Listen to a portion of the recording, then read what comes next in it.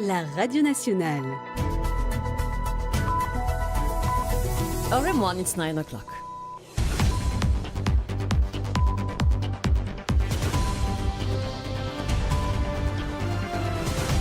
The news in English presented by Eris Stewart. Good morning, Eris. Good morning, Sophie. The headlines. Decisive first round of talks as the tripartite committee meets this Wednesday to lay the groundwork for the 2026 salary compensation exercise. The court's amendment bill approved without changes as government pushes ahead with key reforms to modernize judicial procedures. Children's Act 2020 to undergo major review as the minister acknowledges gaps in specialized care, staffing and residential support for vulnerable minors. Government strengthens protection measures for women as renovated housing units at Résidence Bois Savon are reallocated to victims of violence. Early signs of progress as government measures begin easing pressure on essential goods prices, says Commerce Minister Michael Sikuen in Parliament. Questions intensify around El Capo as police probe potential links between the MV Alpha Bravery cocaine seizure and the French national. In world news, Brazil's Supreme Court confirms Jair Bolsonaro's 27-year sentence as his coup-related conviction becomes final. And in sports news, Champions League drama unfolds as Dortmund, Marseille, Chelsea and Leverkusen deliver dominant performances. The work on the salary compensation exercise will officially begin this Wednesday, 26 November, with the first meeting of the tripartite committee. Chaired by the Minister of Labour, Reza Outim, the discussions are expected to be open, with the Minister stressing his intention to encourage genuine dialogue. Government, trade unions and private sector representatives will meet to review the demands relating to salary adjustments before entering the core negotiations. An official from the Ministry of Finance will present an updated economic overview, an essential step to frame the discussions. An update with Jenny Yalapa and Pranav Bihari. Expectations are already high regarding the 2026 salary compensation. As the first tripartite committee meets this 26 November, several trade unions are setting the tone. They intend to demand a compensation higher than 1,000 rupees. The reason is simple: inflation continues to weigh on households. Despite a slowdown observed this year, the cost of living remains high. Food prices, transport, housing and workers' indebtedness are all expenses that continue to eat into the budget of Mauritian families. It's worth noting that the 2025 salary compensation had been set at 610 rupees for employees earning up to 50,000 rupees, an amount considered insufficient by several unions, especially in a context where prices have not really decreased. According to the unions, purchasing power has continued to deteriorate over the past 12 months. They argue that any compensation below 1,000 rupees would not be enough to offset the combined rise in essential goods, even if overall inflation is lower than in the 2022-2023 period, according to IMF figures. In this context, Minister Reza Outim explains that a representative of the Ministry of Finance will present an economic overview before discussions begin. In order to assess the current situation, the government will therefore have to find a delicate balance, preserving economic competitiveness while protecting the most vulnerable workers. For now, all eyes are on the upcoming discussion between stakeholders. The court's amendment bill was passed last night without amendments. The bill includes a reorganization of certain judicial procedures, clarification of magistrates' powers, and measures aimed at speeding up case processing in courts. These changes are presented as essential to improving the efficiency and modernization of the justice system. The Children's Act 2020 is set to be reviewed. This was announced by the Minister of Gender Equality and Family Welfare, Novembre, in response to questions from Chief Whip Stéphanie Anquetil and MP Annabelle Savabadi yesterday in Parliament.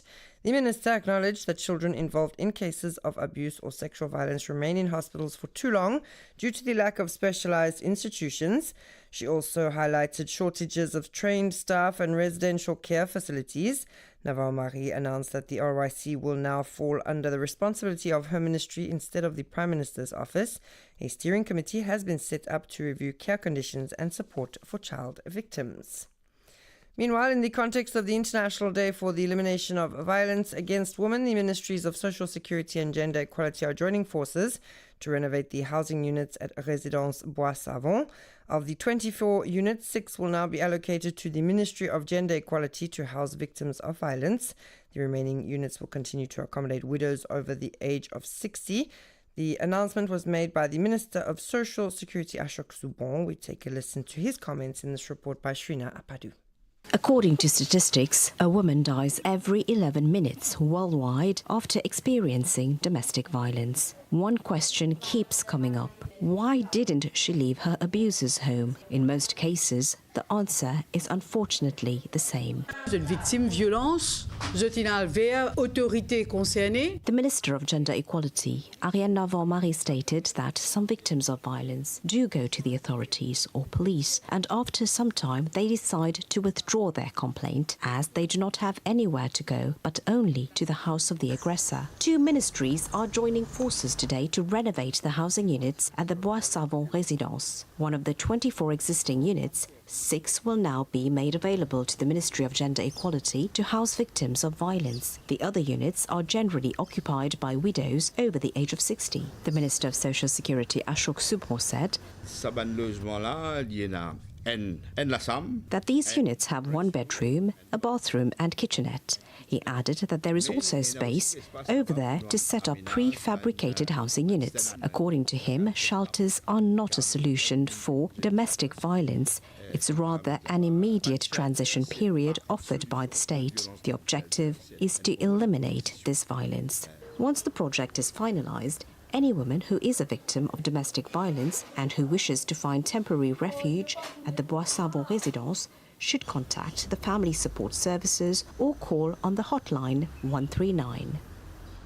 And still in Parliament, measures implemented by the government to curb the rise in essential goods prices are already showing results, according to Commerce Minister Michael Sikuen.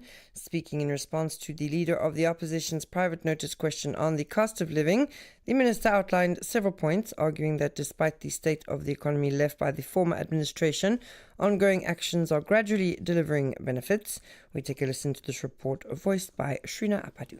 High inflation. Michael Sikuen began by outlining the unstable economic situation left by the previous government, hence, according to him, the need to establish the Price Stabilization Fund to support households. In simple terms, high inflation and a constantly depreciating rupee were the results of the poor economic fundamentals we inherited.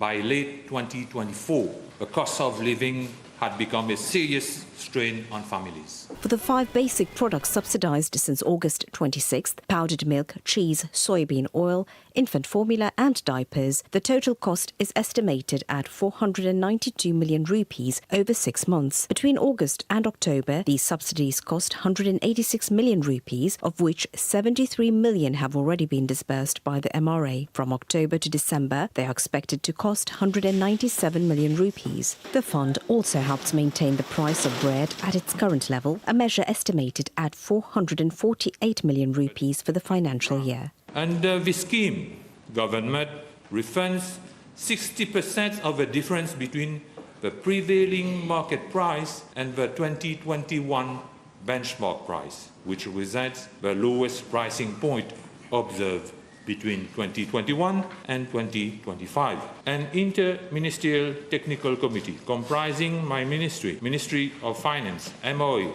and STC is conducting a mid-term review after the 3rd month of implementation to adjust the scheme if necessary. According to projections, the prices of most essential products are expected to remain stable over the next 3 months, with the exception of a few subject to fluctuations on international markets. The Minister of Commerce also indicated that the cost of the average household's shopping basket remained stable as of October 31st, 2025, a stability he attributes in part to subsidy measures and the elimination of taxes on several essential products. The issue of El Capo was also raised during parliamentary proceedings. A police investigation is underway to determine whether there is a connection between the recent cocaine seizure aboard the MV Alpha Bravery and the individual known as El Capo. Prime Minister Navin Ramgoolam said that Brandon Rodrigues Senna, a French national, was among the 9,800 foreigners found to be residing illegally in Mauritius. Details from Didier Rose and Pranav Biari. This French-Guyanese national who entered Mauritius as a simple tourist was arrested on the 29th of October in Flac during a police operation. Officers seized a knife, an unregistered firearm, balaclavas, as well as cocaine. The Prime Minister also stated that Brandon Rodrigues Senna is the subject of an Interpol red notice issued by France for drug trafficking, money laundering, and criminal association. Navin Ramgoolam confirmed that the police investigation is ongoing regarding all reported cases involving El Capo and that it will determine whether there is any link with the cocaine seizure aboard the MV Alpha Bravery. El Capo, who has already pleaded guilty to weapons possession, also faces a kidnapping charge linked to an incident in L'Espérance Trébuchet. The Prime Minister further announced that an amendment to the law is forthcoming to strengthen the security of the visa on arrival system. And finally, in other news, during the first half of November, Mauritius welcomed 66,804 visitors in 2025, compared to 62,178 during the same period in 2024, an increase of more than 4,600 tourists. From January to 15 November 2025, Mauritius recorded 1,212,711 visitors, which is 68,376 more than in 2024. According to Statistics Mauritius, this growth reflects strong performance across major markets: France, the United Kingdom, Reunion Island, Germany, South Africa, and India. And it's 9:11. You're listening to RM1. We move to international news. Brazil's Supreme Court ruled on Tuesday that former President Jair Bolsonaro's coup-related conviction is now final, with no further appeals possible. This clears the way for him to begin serving his 27-year sentence. Bolsonaro had been convicted in September for orchestrating a plot to prevent President Luiz Inácio Lula da Silva from taking office after the 2022 election, a scheme that included an assassination plot. His final attempt to appeal the sentence was rejected earlier this month. And finally, in sports, match day 5 of the Champions League saw several standout results across Europe. Borussia Dortmund dominated Villarreal with a 4-0 win, while Marseille edged Newcastle 2-1. One of the biggest surprises came from Bayer Leverkusen, who defeated Manchester City 2-0. Chelsea also impressed at Stamford Bridge, sweeping past FC Barcelona with a convincing 3-0 victory. Elsewhere, Juventus earned a hard-fought 3-2 win over Bodo Glimt. Napoli beat Karabag 2-0, and Benfica overcame Ajax by the same scoreline. Slavia Prague and Atletico Bilbao ended in a goalless draw, while Union Saint-Gilloise secured a valuable 1-0 victory away to Galatasaray. That's all from me this morning. Thanks so much for listening. Stay tuned now to the